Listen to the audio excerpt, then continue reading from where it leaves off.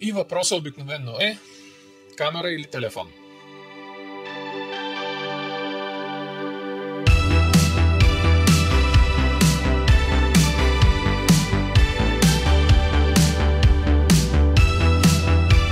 Като повечето инфлуенсъри в последно време, и аз да кажа, хората ме питат, хората казват, и ето какво ме питат хората. Повечето хора в последно време ме питат каква камера да си купя. И става дума за камера от ниския клас. Защото, примерно, имат малък бизнес, искат да си снимат продуктите, искат да си правят по-хубави семейни снимки, искат детето, дето се е родило, нали, да има малко по-хубави снимки, какъв телефон да купим, каква камера да купим. И в общи линии въпрос се върти около това за 1000-2000 лева какво да купя, за да правя по-хубави снимки и видеа. Въпросът, който аз задавам обикновено е: искаш ли да инвестираш време и усилия да се научиш да работиш с техниката по-добре? Искаш ли да инвестираш пари, за да купиш още неща към тази техника и да развиваш това нещо? Или просто искаш да вземеш едно нещо и да почнеш да правиш снимки и видеа без особени усилия? Камера или телефон? Последно време предимно препоръчвам телефон. Какви са плюсовете на телефона? Какво реално ви дава повече и ви е по-удобно? Телефона първо ви е винаги в джоба. Тоест, това е най-добрата камера, която винаги е с вас. Ако вземете камера, която има сменяеми обективи, или дори да няма, тя трябва да има отделна кутийка, отделен кейс, отделна чантичка. Първо, докато извадите тази камера, за да направите снимка, дали ще извадите камерата или ще си извадите телефона от джоба и ще направите снимката и директно ще я постнете някъде. Най-добрата камера е тази, която е винаги във вас. Последните 2-3 години производителите на телефони много наблягат на камерите. Вече има дори компактни телефони, които имат много сериозен набор от камери. Говоря за 3 камери и трите камери да са с приличен физически размер и доста добре написан софтуер за работа с тях. Може да снимаш HDR директно без никакви постобработки и така нататък. Може да добавиш бокето и да си избираш как да изглежда бокето и колко от него да има в последствие в постпроцеса или директно докато настройваш камерата, за да направиш снимката. Обработката на снимката става лесно и бързо, директно в телефона. Може дори да си направите пресет на цветовете, които ви харесват и да си ги използвате директно още докато снимате. Веднага след като направите снимката, може да я изпратите на някой да я споделите.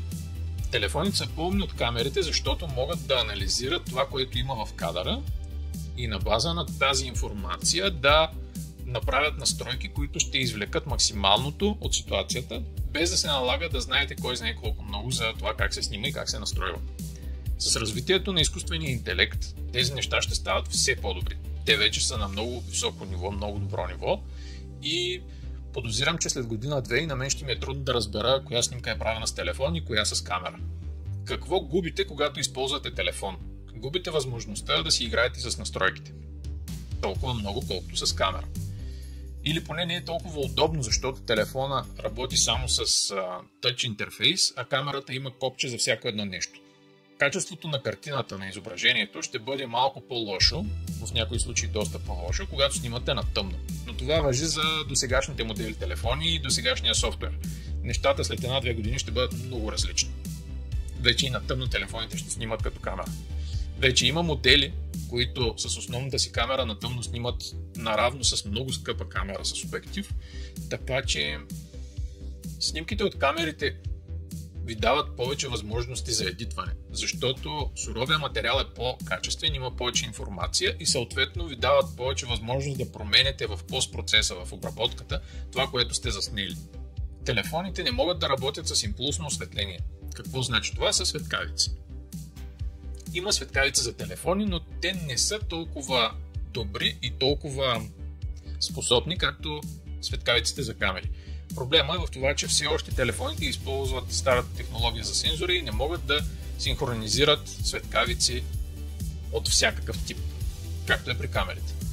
Все още има обективи, които не може да бъдат заменени от телефонните обективи, защото са много специфични. Примерно, ако снимате диви животни, все още не може с телефона да направите толкова добра снимка, колкото с камера, която е специфично направен за тази цел обектив. Но повечето камерафони в днешно време са с много добър набор от обективи, вградени в телефона и те до голяма степен могат да заместят повечето варианти на обективи в камерите. На кого бих препоръчал да си вземе телефон? Всеки, който не му се дават много пари, може да си вземе телефон, което е едновременно камера и компютър. Защото ако си купите камера, в нея не може да обработвате снимката, с нея не може да споделите снимката в интернет, трябва ви още едно устройство. Да кажем, имате малък бизнес и произвеждате някакви продукти, било то храна, било то услуги като фризьорство, грим, било то имате блог и говорите за някакви неща на публика. Много по-добрият вариант е да си използвате телефона и качествено осветление, отколкото да инвестирате в камера и да нямате осветление. Или пък да инвестирате в микрофони и осветление, вместо да инвестирате в камери и обективи. При всички положения резултатите ще бъдат по-добри с телефон, микрофон и някаква лампа, отколкото ако вкарате всички пари в камери и обективи. В телефоните вече има безплатни апове, които директно изрязват фона на снимката и го слагат на бял фон или на какъвто искате фон.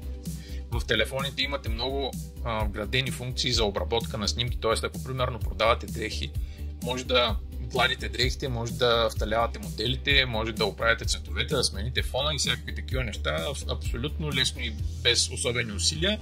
За онлайн показване на материалите е напълно достатъчно. За да семейни снимки и видеа за спомен също бих препоръчал телефон, защото това е камерата, която е винаги във вас. Няма нужда да я носите отделно, да ви взема място, да мислите за батерии, карти и така нататък, обработки. Освен ако не сте маняк по темата и не ви се занимава с тези неща. За тези от вас, които имат камера, имат и телефон, ето ви идея. Разликата в размерите на дисплеите е много голяма и за мен това е важно, защото когато съм на терен и снимам, ако имам възможност да използвам телефона върху камерата, това за мен е много голям плюс. Освен това ми дава възможност да едитвам директно на терен снимки и видеа и да ги изпращам директно готови на клиент. Дава ми възможност да контролирам камерата от дистанция през телефона и да виждам какво прави и да променям настройките. Често използвам телефона като монитор, защото, както видяхте, разликата в размерите е много голяма и много по-добре се вижда какво правиш, когато го гледаш на голям екран. Сега да минем към един интересен тест, който проведах миналата година, когато моите приятели от Ardis ми дадоха един телефон от малко по-ново поколение, за да пробвам, защото моя е от 2021. Дадаха ми Samsung S23. По-скоро е нормален, по-компактен и по-джобен телефон, който има прилични камери. И какъв експеримент проведох? Направих фотосесия, в която снимах едновременно с камерата и с телефона. След това показах снимките в групата на Sony камерите. И какво се получи? Изненада, повечето хора казаха, че телефона е камерата.